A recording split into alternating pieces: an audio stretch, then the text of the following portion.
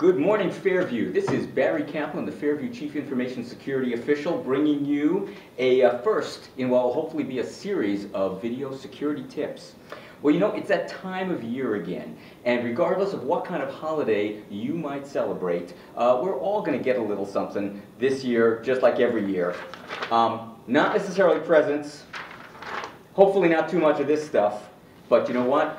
Holiday malware, scams and spams.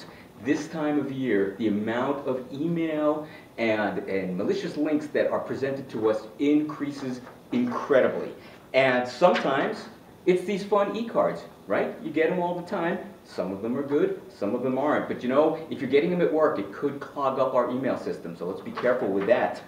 And I'm sorry to say this, but you did not win that prize that is noted in the email or on your social media link. This is often a way for the bad folks out there to get some information about you and get to your accounts. And in the end, what we don't want is to get some of this malware and these viruses on our computers.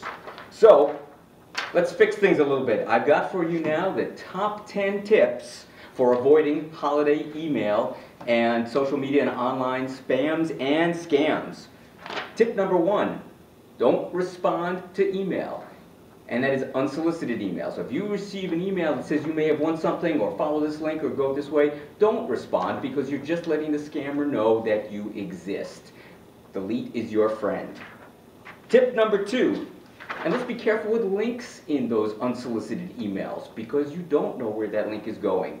Take a little time, count to 10, mouse over the link, and see what might be going on.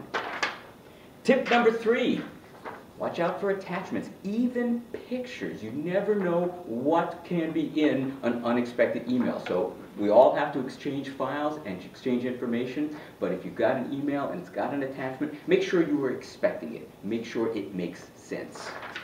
Tip number 4, let's be stingy with our personal information. If you do go to a website and it asks you for information, stop and think, do they really need all of that information? And if a website will not let you continue without providing all of that information, maybe you need to take your information elsewhere.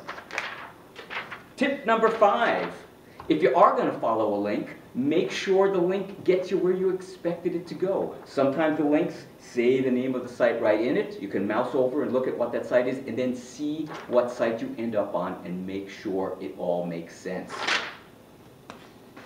Tip number 6, use the official website instead of the link. So for example, if you want to go do your online banking, rather than clicking on a link in an email, go directly to your bank's website. That way you know where you're supposed to be. Tip number 7, everybody's going to do a little online shopping this year. Make sure you see both the HTTPS and the lock in your browser. That way you know you're secure.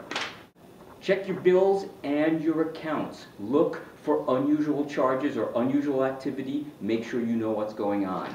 Tip number 9, get savvy with social media because it doesn't just come through email and it's not just websites. It could be Facebook. It could be any kind of social media site is a great place to exchange links. Remember, your friends are not necessarily your friends.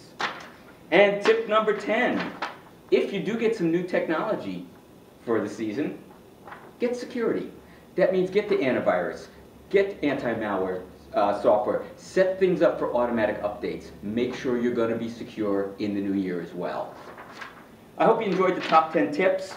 If you have any questions, ideas, suggestions, let me know. Contact me. Ask me questions. You've got my email and my phone number. Thanks again. We'll see you next time.